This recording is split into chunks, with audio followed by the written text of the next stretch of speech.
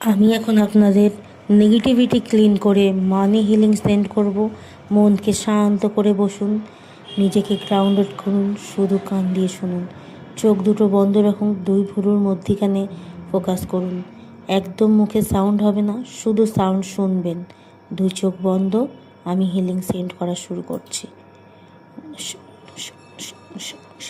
শুধু কান দিয়ে শুনবেন।